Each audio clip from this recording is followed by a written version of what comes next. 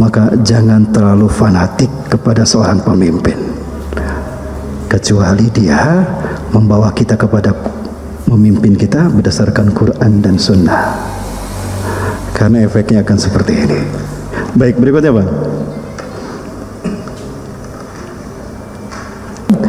Maka berkatalah orang-orang yang mengikuti, aduhai kiranya aku punya kesempatan, kami punya kesempatan kembali lagi ke dunia, natabarra'u minhum, maka sungguh kami akan berlepas diri dari mereka, kama tabarra'u minna, sebagaimana hari ini berlepas diri mereka daripada kami. Jadi orang-orang yang ternyata merasa ditipu oleh pemimpin yang dulu mereka agung-agungkan ketika di dunia, saat itu mereka berkata, aduhai kiranya ada kesempatan lagi aku kembali ke dunia, pasti akan berlepas diri dari dia, sebagaimana hari ini mereka berlepas diri dari kami. Kadzalika yurihimullahu a'malahum hasaratin alaihim, demikianlah kami perlihatkan kepada mereka bahwa apa yang mereka upayakan dulu ketika bersama pemimpinnya itu menjadi sebuah kerugian yang nyata di hadapan mereka. Wa ma hum bi kharijina minan nar, dan mereka sekali-kali tidak akan keluar dari neraka, baik pemimpin yang dielulukan ataupun rakyat yang mendukung dan memujanya. Bagaimana Bapak Ibu? Jadi akan hati-hati sekarang dalam menyikapi kepemimpinan. Halo Bapak Ibu, masih ada? Jelas Bapak Ibu? Jadi mau pilih saya tidak? Ya, saya siap menjadi presiden. Wis. Pilih saya. Jangan gitu Bapak Ibu. Nah. Bapak Ibu rahmati Allah Subhanahu wa taala, ada satu persepsi yang nampaknya harus diluruskan tentang kepemimpinan di dalam Islam. Baik. Ada orang mengatakan kalau Rasulullah ini adalah pemimpin negara. Betul? Ada yang berkata demikian. Rasulullah SAW adalah pemimpin negara. Jadi dia menyamakan kalau wilayah atau area kepemimpinan Rasulullah itu sama dengan negara. Masya Allah, demi Allah, tolong saksikan Bapak Ibu, itu fitnah. Kalau bukan karena berangkat dari kebodohan, itu adalah fitnah. Rasulullah SAW ini adalah rahmat bagi semesta alam. Sebab Allah cinta kepada Rasulullah SAW, Allah ciptakan langit dan bumi. Ya. Jauh sebelum langit dan bumi Allah ciptakan, 50.000 sebelumnya Allah ciptakan dulu cahaya Rasulullah SAW. Allah menyatakan dalam salah satu nas ini disebutkan, aku akan menciptakan makhluk yang terbaik. Terbaik dari segi fisik, terbaik dari segi akhlak. Dan aku akan menamakannya seseorang yang terpuji, Muhammad. Aku akan menjadikannya sebagai solusi dari semua kesulitan di muka bumi. Maka aku akan melahirkannya nanti di akhir zaman. Maka manusia yang pertama diciptakan bukan Nabi Adam. Manusia yang pertama kali Allah ciptakan adalah Rasulullah Muhammad sallallahu alaihi wasallam, bukan Nabi Adam. Adapun manusia yang lahir secara fisik adalah pertama kali Nabi Adam. Ini ingat Bapak sekalian, ketika Nabi Adam bertobat, ketika Nabi Adam alaihissalam bertobat kepada Allah, baik Bapak Ibu, Nabi Adam ketika bertobat kepada Allah, ini cerdas Nabi Adam. Ya Rabb, qad syahidta li annani qad akhtatu lak. Ya Allah, Engkau telah menyaksikan aku telah melanggar laranganmu. Aku telah memetik buah pohon kayu itu sementara Engkau pernah melarangnya kepada aku, telah melarangnya dariku.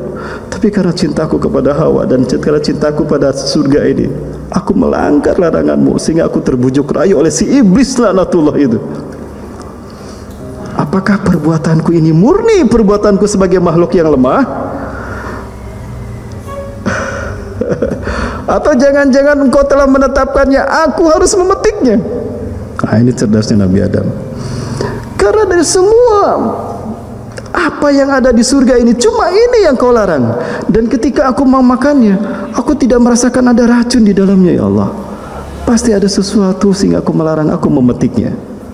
Ini cerdasnya Nabi Adam. Maka apa jawaban dari Allah Azza wa Jalla? Bal inni qad katabtu laka qabla khalaqtuka. Bahkan aku telah menetapkan Adam, engkau harus memetik buah pohon kayu tadi sebelum aku menciptakan engkau. Oh, berarti engkau telah menetapkan aku harus memetiknya ya Allah.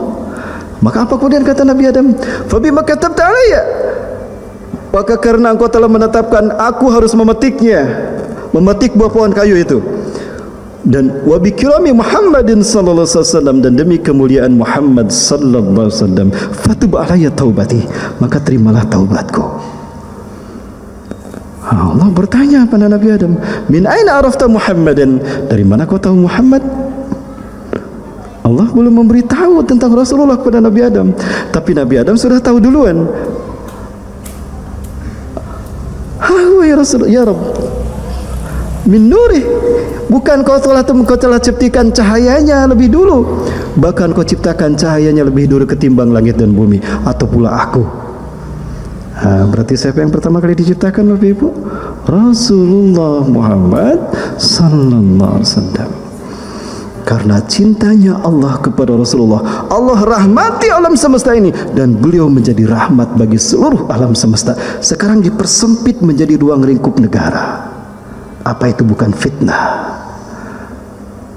Yang bernama negara ada batas teritorialnya. Saya tanya kepada orang yang mengatakan Rasulullah adalah pemimpin negara, mana negara Rasulullah? Mekah dan Madinah. Allahu Akbar. Berarti di luar Mekah dan Madinah Rasulullah bukan Nabi dan Rasul. Bapak Ibu, ketika Rasulullah berada dimanapun di alam semesta ini, beliau adalah rahmatan lil alamin. Ini namanya fitnah. Pemikiran semacam ini datang pertama kali bukan dari umat Islam, tapi ini pemikiran datang dari seorang Yahudi bernama Montgomery Watt, seorang misionaris dari Barat.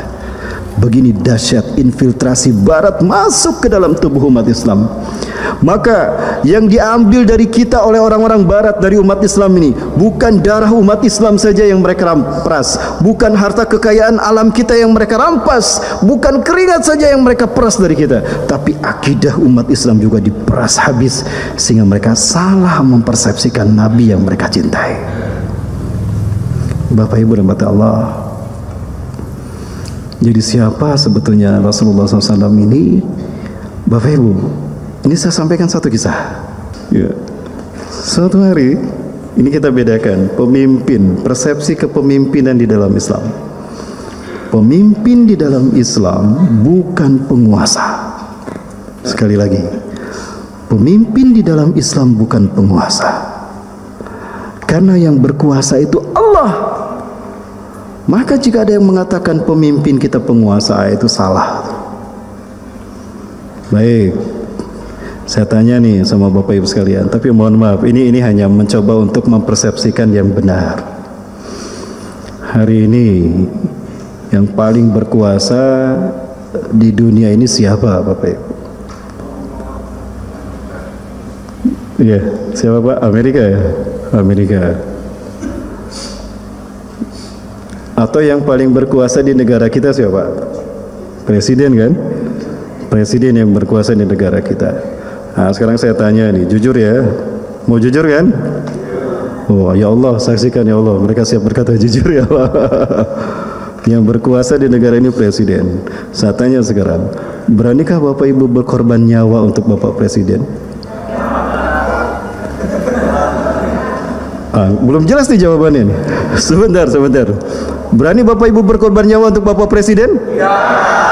Berkorban harta? Ya. Loh, kok gitu sama presiden ini? Sekarang saya tanya, beranikah Bapak Ibu berkorban nyawa membela Rasulullah? Amin. Allahu Akbar. Jadi siapa yang paling berkuasa? Rasulullah. Betapapun secara fisik beliau tidak ada, kita sanggup berkorban nyawa dan harta demi membela beliau, padahal beliau sudah tidak ada bersama kita. Jadi kekuasaan tidak mesti diukur ada tidaknya mereka di sisi kita. Inilah yang arti kepemimpinan di dalam Islam. Pemimpin di dalam Islam bukan penguasa. Penguasa itu Allah Azza wa Jalla. Baik, saya berikan contoh. Suatu hari Rasulullah, kalau tidak salah ini dalam satu nas, Raja Najasyi ini berbicara pada Rasulullah SAW. Ya Rasulullah, kuntu malikan fi Najasi fi biladi. Wahai Rasulullah, aku ini raja di negaraku, di Najasi aku ini raja.